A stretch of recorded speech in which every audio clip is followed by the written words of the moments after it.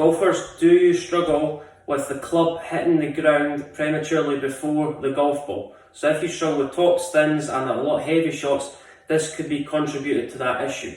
What you're going to do, if you look at the door frame behind me and if you look at the middle of my sternum, we see a lot of golfers who get to the top of the backswing and they get their whole body, so their head and also their sternum, their whole body mass swaying too far behind the golf ball. So they sway too much, their body gets a little bit too far behind the golf ball, and if we get too far behind the golf ball, the end result of that coming down, it's a domino effect, is I'm going to create too much of a slide in my lower body, so I create too much lateral shift to get back to my centre position at dress. What happens from there, so I sway too much behind the golf ball, then I slide too much on the downswing.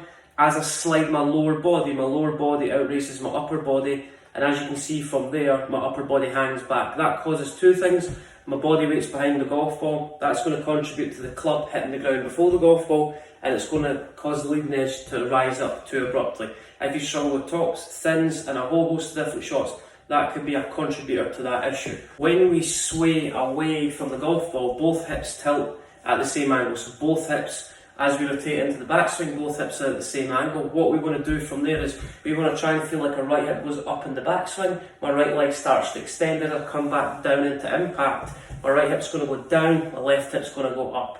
Great drill that's going to help you explore that. Put both hands on both hips. What we're going to do from here is, as I work the club into the top of the backswing, my right hip is going to go up and back. So that's the feeling. My right hip's going to go up and back. My hip's going to go up and back. Left hip's going to go down towards the ground. My right leg starts to extend. My left leg's got some sort of flex. Right side feels like it's lengthening. My left side feels like it's shortening. It's going to go up and back in the backswing. Right side is going to lengthen. As I come back into impact, what's going to happen is my right hand's going to get close to the ground. My left hand's going to go up. So that feeling from there, right hip's going to go up and back in the backswing. Right hand's going to go up. As we come back into impact, the hip's going to level out, side starts to shorten. That's going to create this kind of right side bend feeling where my right shoulder gets closer to my right hip. Then through impact, my left side's going to go up and back. So that left hip's going to go up and back, as you can see from there. So right hand up in the backswing, left hand down. Then as we come back into impact, right hand down, left hand up. That's going to force my left hip up and back. Into the downswing, I'm going to have a little bit lateral shift.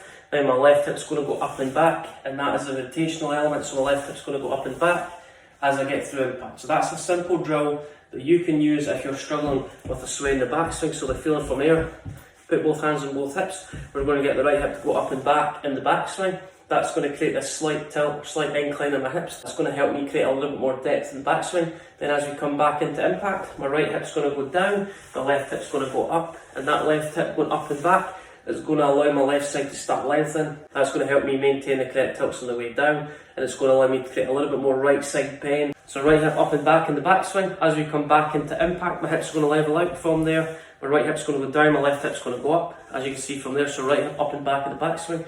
My right side starts to lengthen, my left side starts to shorten. If we've got a little bit more left side bend in the backswing, it's going to go down. My left hip's going to go up and back, and that's going to feel like my left side starts to lengthen. And then that left side bend in the backswing is replaced by right side bend on the downswing. That's going to help you maintain your tilts in the backswing and also the downswing and improve your impact conditions.